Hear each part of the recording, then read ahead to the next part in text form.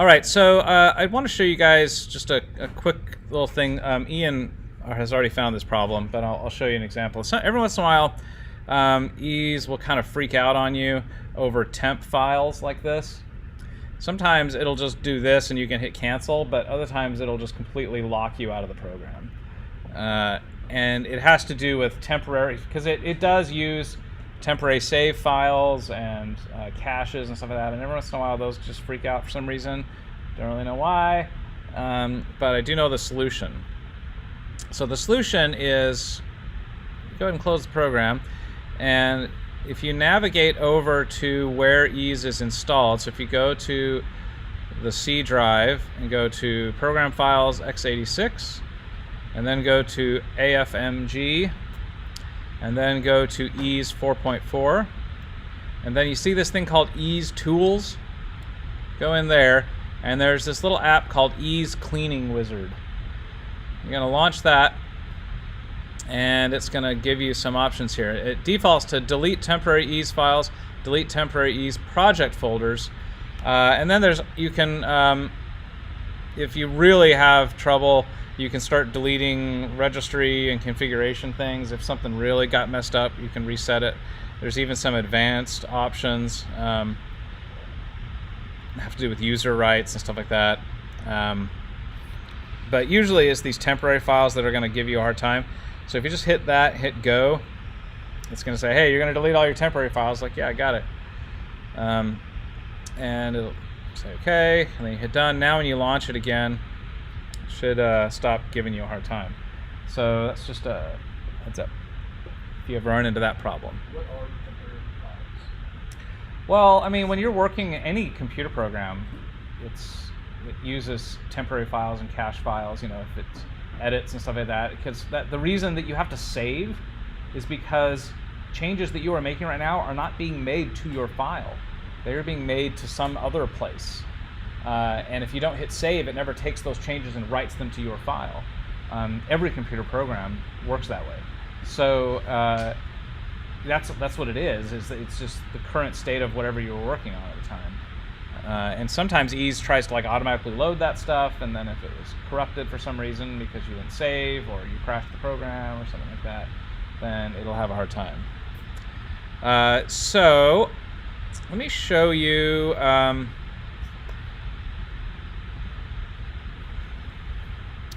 let's talk about next steps. So this is a project for a show I did this fall. See if I can get it into a decent view here. There we go. There's nothing particularly interesting about this project in the context of your life right now, but mainly I just wanted to show this to you because this is a full done deal sound system now. So you're going to end up with a bunch of speakers in different places and stuff, and yeah, I think, make sure I get all this right.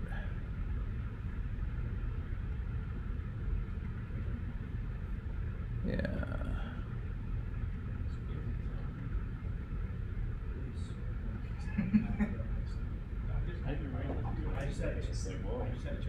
I need to delete a couple of these. Hang on one second. You're gonna go away.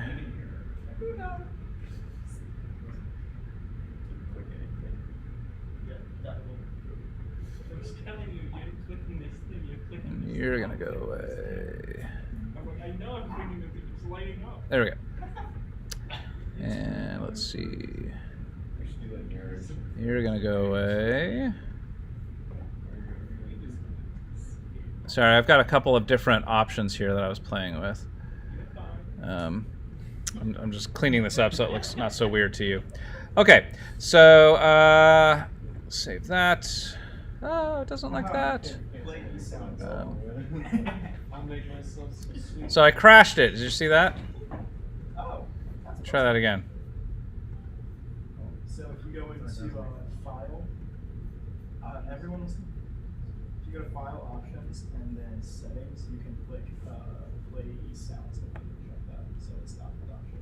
Settings. So I'm gonna just, I've got some other options here. I can show you guys how to deal with that. I'm gonna put these into a different group.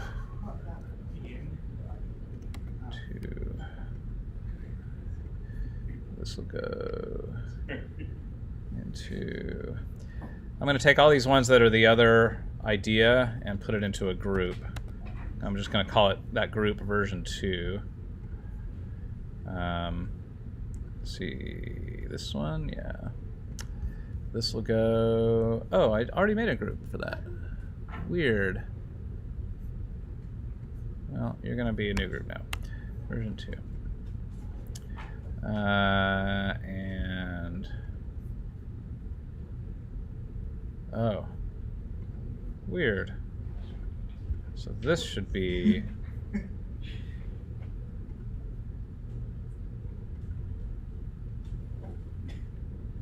so I guess it's these ones that need to be the new mains. Oops. Ah, I'm having lots of trouble with this file. I may have to go to a different file that doesn't have any problems. All right, hang on. Let me find a better file.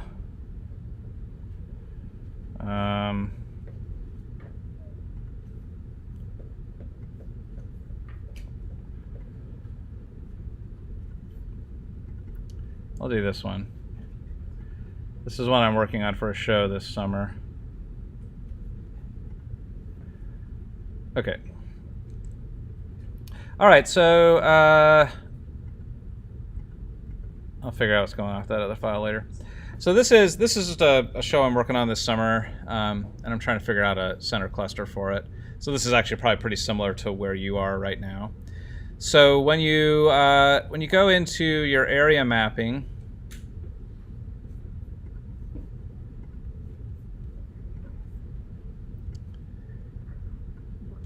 and you plot,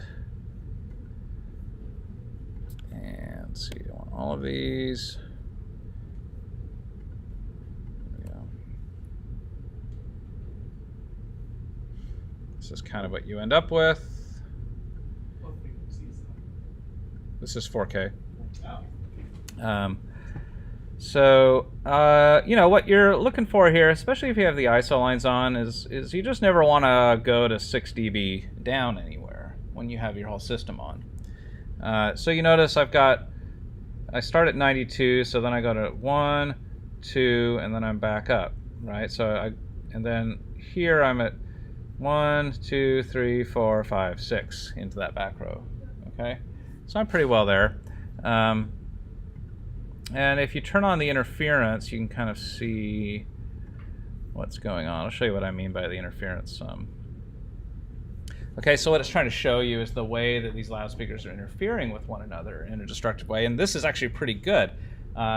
This is very low interference. I've got these isolated pretty well, actually, right now. But if you have them overlapped too much, this will turn into a big mess. Sometimes that big mess is a problem, and sometimes it's not. And you'll start, the more you do this, you'll start to learn the difference.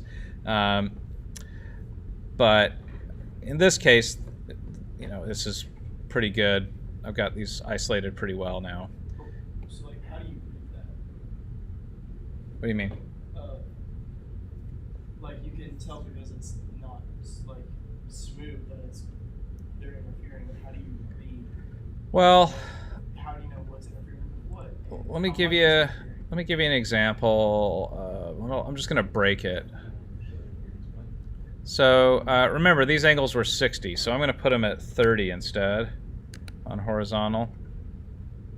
Hey Jason, where's the show interference button when you have a chance?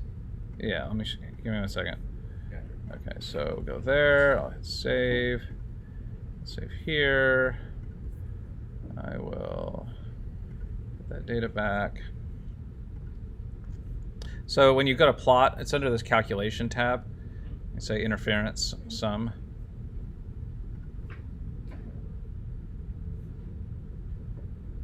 Okay. So, you know, now you're starting to see comb filtering, right? Yeah. Reinforcement cancellation, reinforcement cancellation, reinforcement cancellation, right?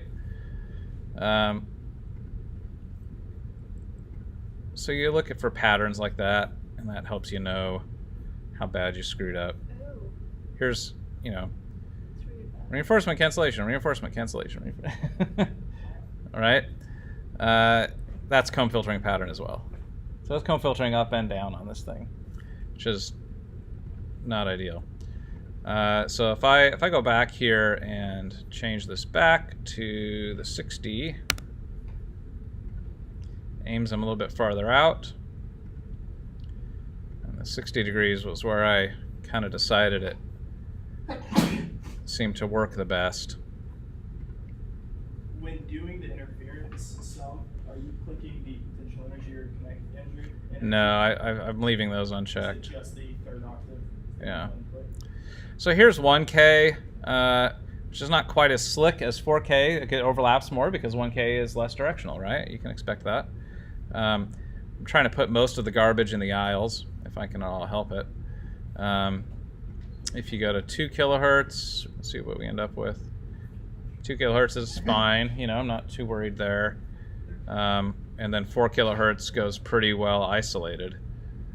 If anything, if I had my way, I'd put some fills in back here on these back sides just to fill in 4K because I'm I mean, that's 6 dB down, but which is not a big deal, but you know, it'd be nice if I didn't have to have that.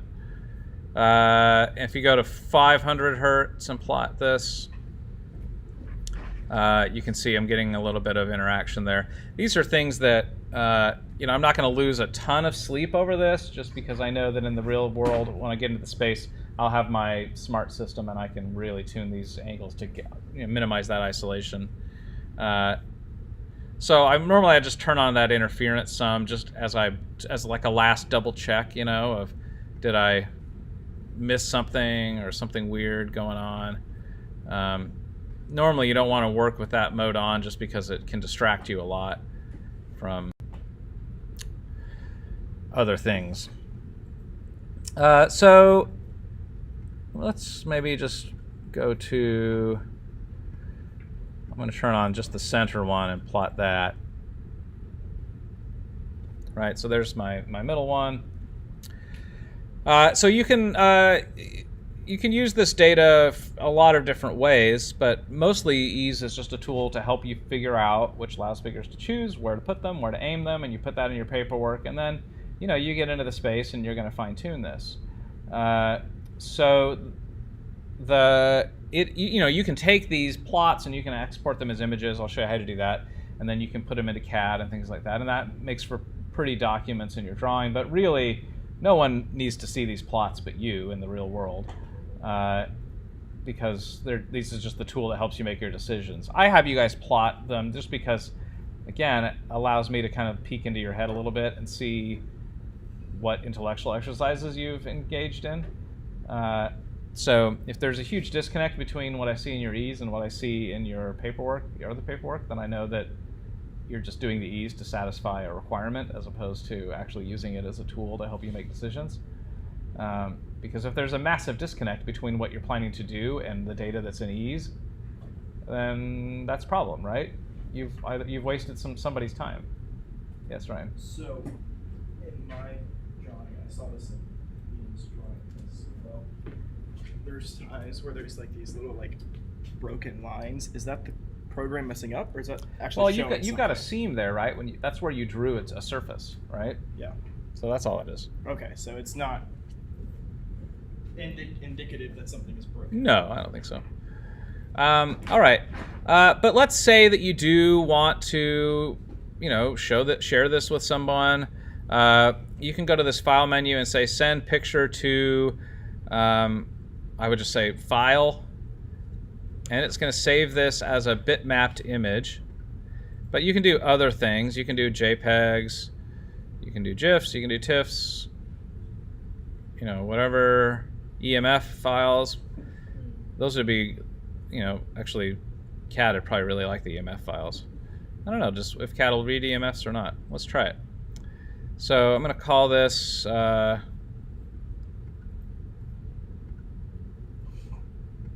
what frequency was this? Oh, 4K.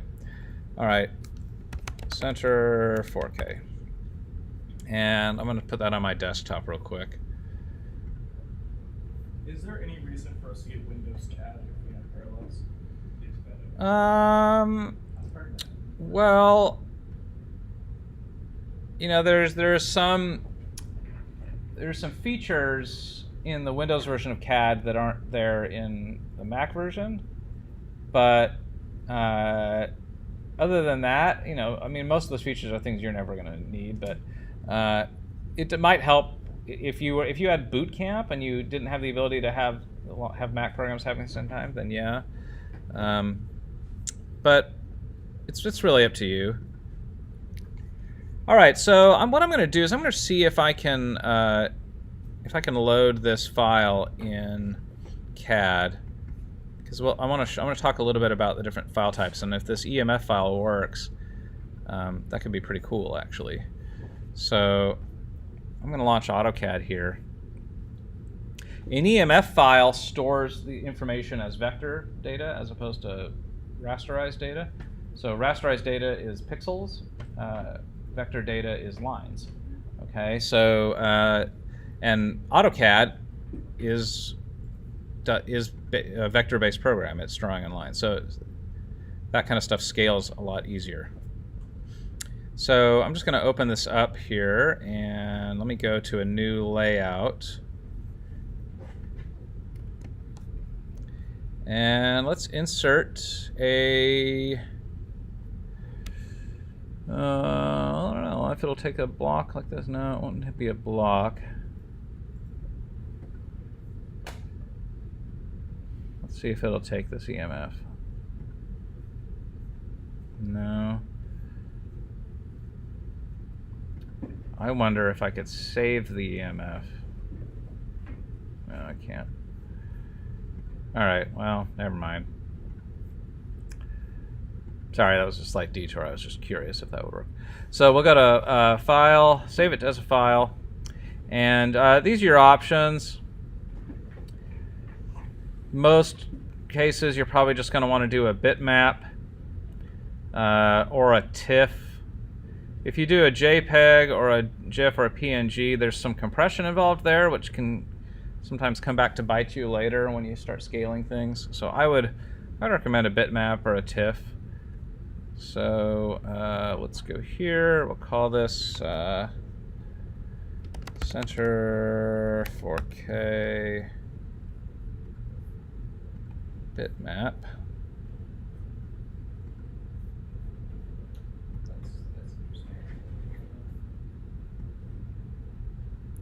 So there's the bitmap. So if you open that up in Photo Viewer, this is what it looks like.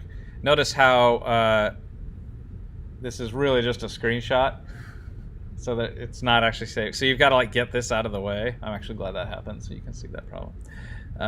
So let me go back and fix that. So you got to this has got to be clear. So shut that down, and then get this just right. You're going to send picture to file, and we'll do that. Place, yes. My recommendation is make this window as large as you can, because it literally is just a screenshot. So the larger the window is, the more pixels will go into the file, which means it'll look better when you scale it. Okay. So now let's make sure it looks okay. Yep, that looks good. So I'm just going to move this over here, and then my recommendation in CAD is to actually insert these into your paper space, not to your model space. So in paper space, go to Insert, Raster Image Reference. Now the important thing to remember is that is a reference, which means it is not copying this picture into your CAD file. Okay, because CAD doesn't do raster images. So it is copying a reference, which means it's just a file path. It's saying, hey, there is a picture located in this place on the computer. You should display it. Which means if you ever move this file without moving that same image at the same time in the same relative location, it's not going to work. So I would recommend putting this in the same folder as your CAD file before you insert it. Okay? So when we learned about putting in XREFs, there was an option to say either have the path be like relative or whatever, so that if you did move it, it would be like it would find it and do it. Is that something that you do? Yeah, yeah, you should. Yeah, I mean, so if you do an absolute path, then yeah, you've got no. The absolute path means that it's looking in this spot, and if it's not in that spot, then it's Right. not going to find it. Relative is at least saying relative to the location of the CAD file, but even that can screw you up if you don't move things correctly. If you use a zip file, if you can package these in zip files, it'll copy all the reference points with it. Sure. Which is like a super nice. Sure. So what I'm going to do is just make sure I put this, so I can see the location of this file.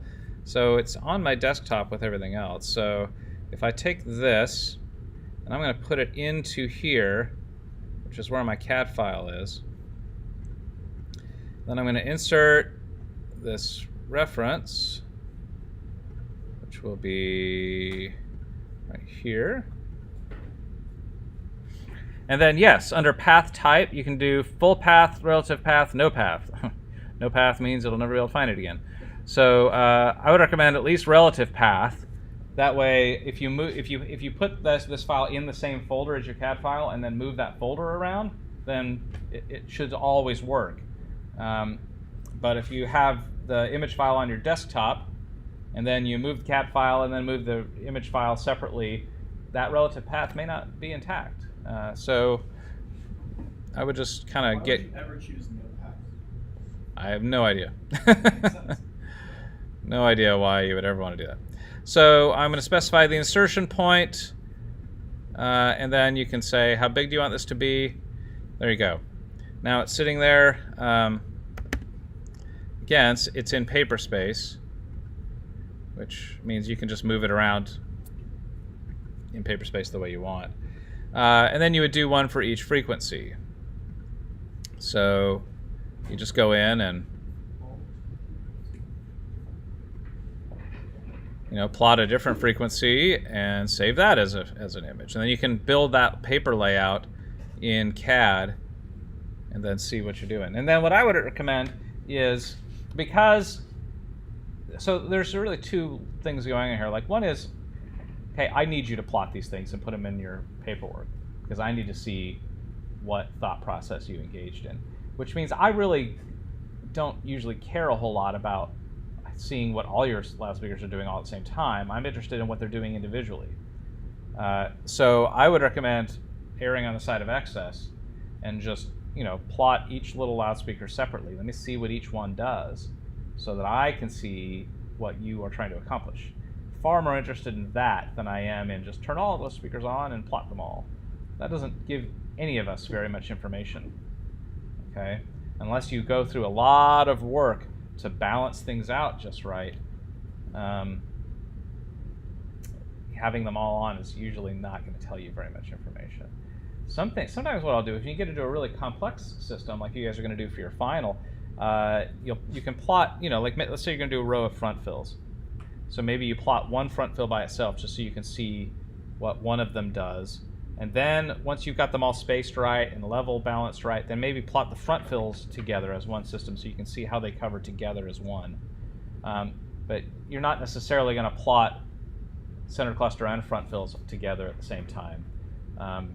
You could, but you'd have to really get the levels balanced just right on those for that to be meaningful. So what I'm saying is sometimes you might plot systems together. If you've got loudspeakers that do the same thing together, like my center cluster, for example. Once I've got everything, I might plot my center cluster together, but I would still want to plot the individual elements of that separately, just so I can see what they're doing. Because if there's interference going on, I don't necessarily have the ability to open up your ease file and mess with it, but if I can see the center cluster all together, and then I can see the side elements independently, that I might be able to figure out what's going on with your angles, right? So my suggestion is plot these as many of these plots as you possibly can, with as much detail as you possibly can. The question a lot of people ask is, what frequencies should I plot? Well, generally speaking, very few loudspeakers are directional below 1 kilohertz. And some can be directional down to 500 hertz. So I certainly would probably never waste a whole lot of time plotting below 500 hertz because everything's basically omnidirectional at that level. So generally speaking, much above 4 kilohertz is really hard to distribute very evenly. So I would usually plot between that 500 hertz to 4 kilohertz range, and on octave intervals. So 500, 1K, 2K, 4K. Because much in between there is just that's more detail than you really need. But that's kind of my rule of thumb: is give me 500 hertz, 1 kilohertz, 2 kilohertz, 4 kilohertz. That gives me octave ranges within the area where the loudspeakers tend to be directional and tend to be able to disperse mostly evenly. So who was it that was asking about overlap? In what context though? How do you know? How do you know what it's saying? Well, how do you know whether they're overlapped? So that's actually a plot. So this little circle, double circle thing, you can turn that on, and it will, instead of plotting sound pressure level, it'll plot overlap. That seems helpful. Which means in this case there's minimal overlap. Okay, I'm overlapping at a 2. I don't know what that means, but maybe 2 loudspeakers overlapped. Let me go up to 4 kilohertz and plot. Oh, that's the numbers. I think so, yeah, that are overlapped. Yeah. Let me go to 8 kilohertz and plot.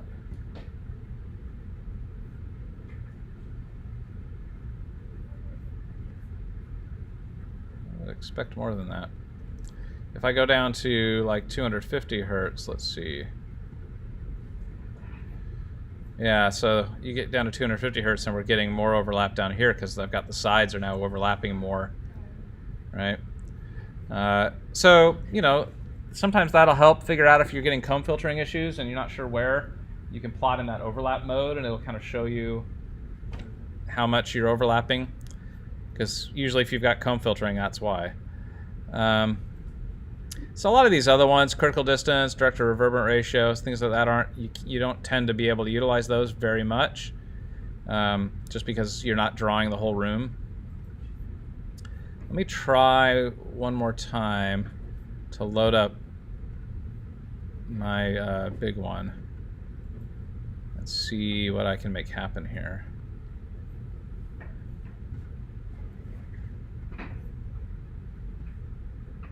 Out of curiosity, when I go down to like 200 hertz, it looks like it's just made from one really, really wide speaker linear. Yeah. When they're getting not directional, is that kind of what's happening? Is it all just coming from the same spot, so it all sounds like one speaker?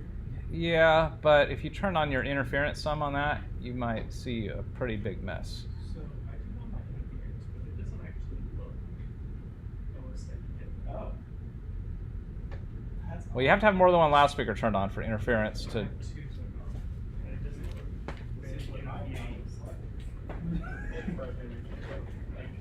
is 1K with interference, and then if I were to be happy without interference. How many drivers do you have?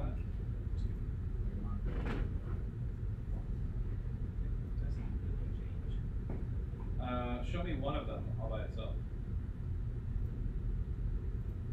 Oh no, you're not doing the right one. Get out of there. Get out of there. Cancel. You want to do direct SPL, not total SPL. That would explain it. Oh. There you go. Ah, that's what I expected to see. What's the difference between those two things? Total SPL is attempting to include reflections. I'm actually surprised at let you do that. Because we don't have anything to reflect on. Yeah, so it's interpolating an awful lot of data there. Okay, well, let me see if I don't know. It's been a while since I played with this file. Let me see.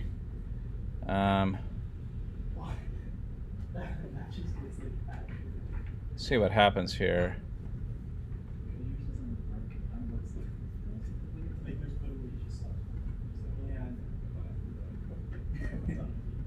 I should have labeled these better.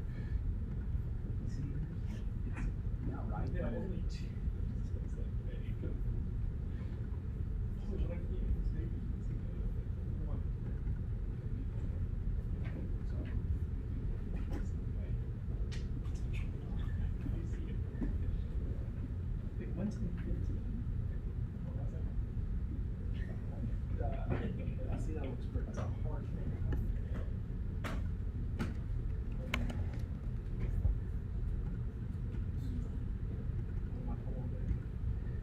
I'm going to relabel some of these just so you can see how this works. Let's see if it'll let me do it, because I think there might be something wrong with this file.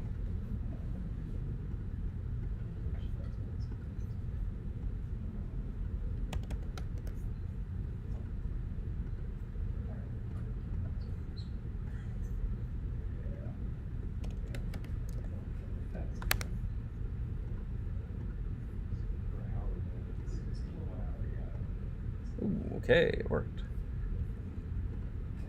Okay, so let me show you a couple of other things that you might find helpful. So I'm going to plot direct SPL. And I'm going to do my, let me just do my front fills all by themselves at 4K.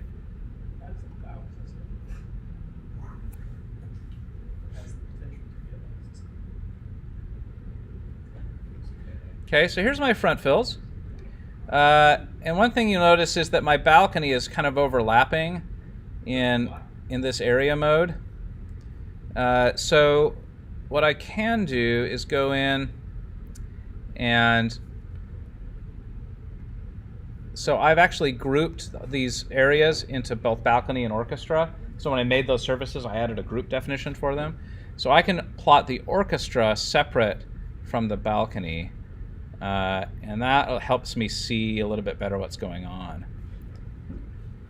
So there's my front fills, and it's only doing half because that's what I added in to the group, because it's a symmetrical room. So I'm just trying to see what am I doing.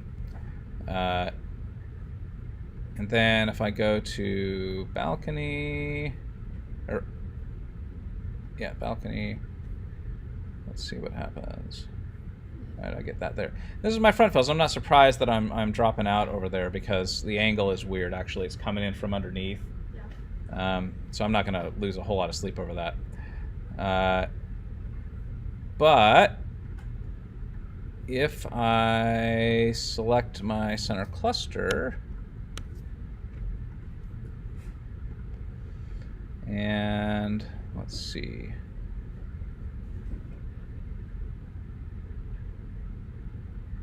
This is my I'm going to select all the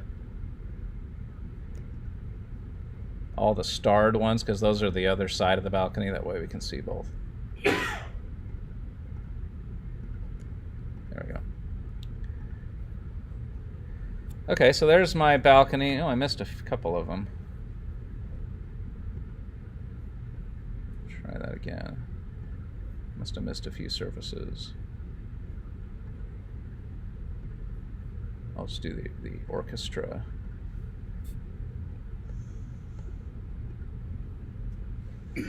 So we do those and that, and that.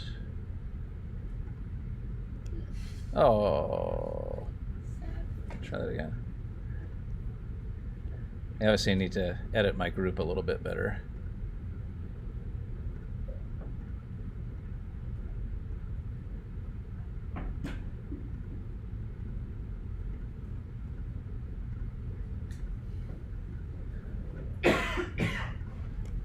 Okay, let's see what this does. Hopefully this will be the whole orchestra area. Yeah, okay. So there's my orchestra area with my center cluster, right?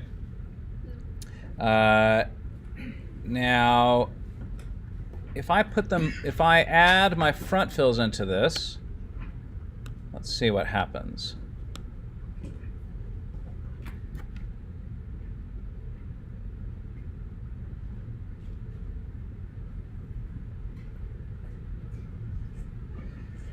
Okay, so why is that not a complete mess? Well, because I actually balanced the level of my front fills in order to get them to do this. So if we go over to the main file and I look at these front fills, so notice how it's sitting there at 97 dBSPL. Well, if I go all to max, oh no, it's my center cluster I changed, didn't I? Let me go over to the center cluster. Sorry, I forgot which one. So that's setting at 107. No, that one's the same too. Well, at any rate, it looks like maybe I didn't have to balance them at all because they were perfect. But if you need to balance them, you can, once you go all to max, you can start hitting this -1, -1, -1 to start reducing the level to get things to balance, and then they'll plot a little bit better.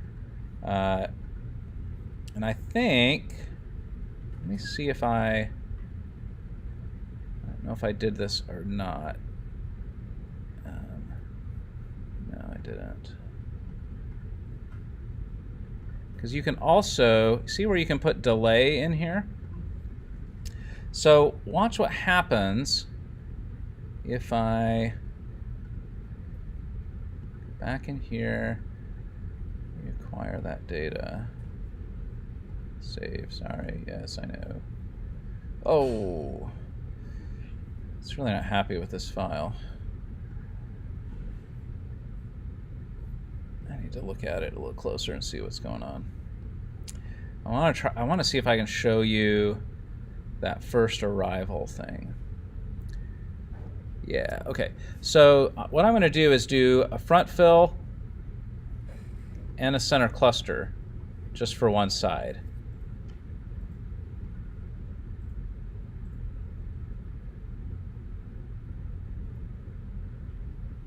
Okay.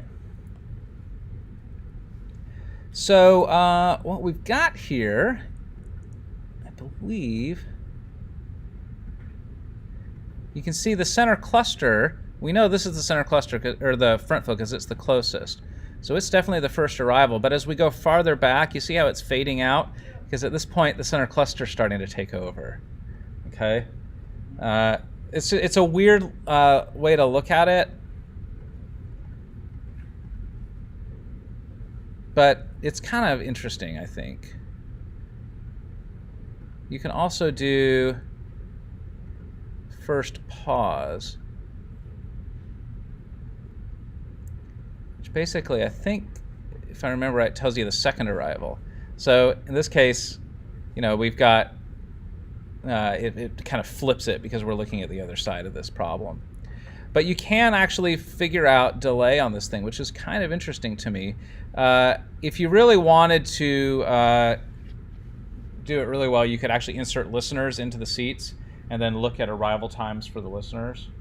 I have not found that this particular thing to be super helpful yet, but I also have not been using ease for very long, so I may not, and there may be a better way of doing it that I just haven't discovered yet.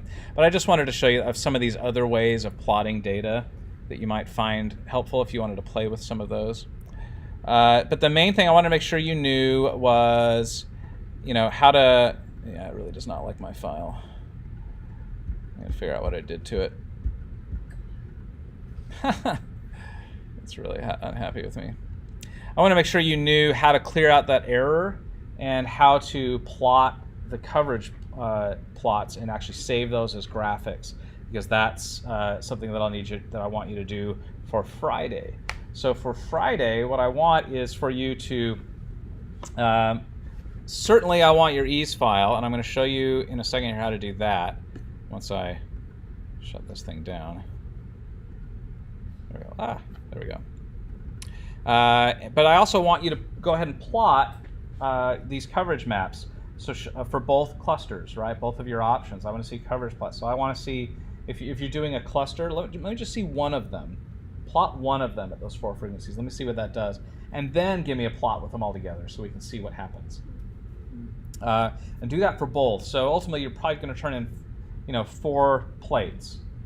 Okay, so one would be those 4 octaves with just one element if you've got multiple loudspeakers in your cluster. If you've managed to figure out how to do it with one loudspeaker element in your cluster, then you don't need to do the both of them, right? But do that for both clusters. So one element and then all, and then one element and then all, and then we can look at them. And now let me show you how to share your project. So here is my little Mamma Mia project I'm working on. Okay. Because ease there's lots of different files that are spread out in lots of different places, sometimes it's a little difficult to figure out where everything is, and if you want to share these files, what to do. Easiest way is to go to this file and say export, this import export option. Okay, and that's going to launch, guess what, another program called ease, IMEX, import export. So you're going to go to the file menu and you're going to say pack project. Mine says please close data, project data first. Yeah, so you don't want to have your room editing thing open. I just exit out of that. Yep. So when you select pack project, it's going to create a zip file basically, okay? And you can put that wherever you want, but somewhere where you can find it. So I'm going to set that on my desktop. And when you select that option, and then it says create a packed file, what do you want? And I would just have all these options checked, that's fine. You click OK. And it's going to go through this process, and eventually this log, it'll say, it'll just sort of end. And what it's doing is all of every one of these entries are a file that goes with your project, okay?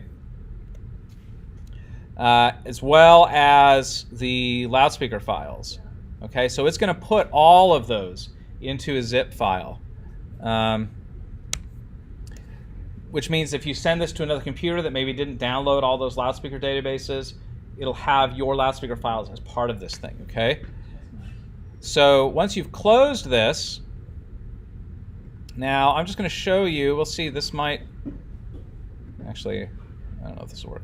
So now here's that little zip file, right? And now you could share that. So that's something you could send to me.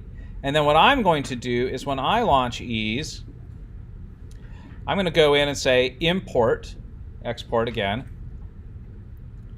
And now I'm going to install a packed project. So I'm going to go find that zip file. And there it is. I hit open and it's going to say, where do you want to put this thing? And right now it's defaulting to my desktop. But you can put it into your ease path if you want. So you can go to, users, public, whatever. I'm just going to put it on desktop so you can see where that, all the files that it's going to create for you. But my recommendation would be to actually navigate to users, public, documents, ease data, and then projects. Okay? Because that's where all your things save by default. I'm just not going to put it there right now because I already have this there. So I'm going to put it somewhere else so I don't overwrite it. Okay, so I'm going to put it on desktop. So I click OK, and then I click OK, and it says installation finished. So now let's take a look at what happened. Okay, see all these files? I've got this one. I got this one now, I've got this one, this one, this one, this one. It's scattered, a whole bunch of files all over my desktop now, which is all the more reason not to put it on your desktop because it's going to throw them everywhere.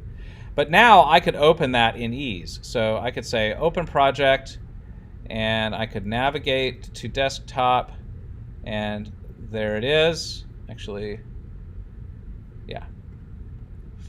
I can open that, and I should have the whole thing here now. All right, so it's got the loudspeaker files, it's got all the room drawings, everything's there. So that's what I want, is I want you to turn in on Friday, not PDFs of your plots, right, from CAD, and put your title block on it, make it look nice, professional, all that kind of stuff. And then also give me the zip file of your packed project so I can load it into my ease and see what you did. Okay? All right, questions? When you say 4 plates, does it mean 4? 4 layouts in AutoCAD, right? So, because you're really probably going to only have room to do one set of plots per page. So, 500 hertz, 1 kilohertz, 2 kilohertz, 4 kilohertz for of one thing. That'd be one plate. Then you go to a second layout and do it again for your whole cluster, and then go to your second cluster. Because otherwise everything would be too small to read. Mm-hmm. So if you do just the 4 different frequencies for each sort of thing you want to plot, that's one page, second page. And so otherwise known as plates. That makes sense. Yeah. When presenting paperwork, do you expect us to turn in ease plots for subwoofers? I mean, not usually, unless they're directional subs for some reason. Yeah. Because subs are pretty omnidirectional usually. Would you even include that in when you show the full system? I would mention. No, I don't even put those into ease usually because there's really no point. Yeah. Do we put into ease stuff for like on-stage monitoring? Well, I mean, if you, I would. If you'd have to draw the stage and set that up as an audience area. But if, where you guys are just starting out and you don't really know what you're doing, yeah. I mean, use that tool to help you figure out those monitors so that you know that the cast is going to be able to hear what they need to hear. Eventually you get to the point where you'll know generally how that works. You won't necessarily have to plot all that kind of stuff, but you guys are realistically years away from having that kind of experience under your belt where you can just kind of eyeball it and say, yeah, I'll put one here, here, here, here, and that'll cover pretty well. I could do that, but I've been doing this for longer than some of you have been alive. So, just for now, yeah, use it. I think that's something generally I would,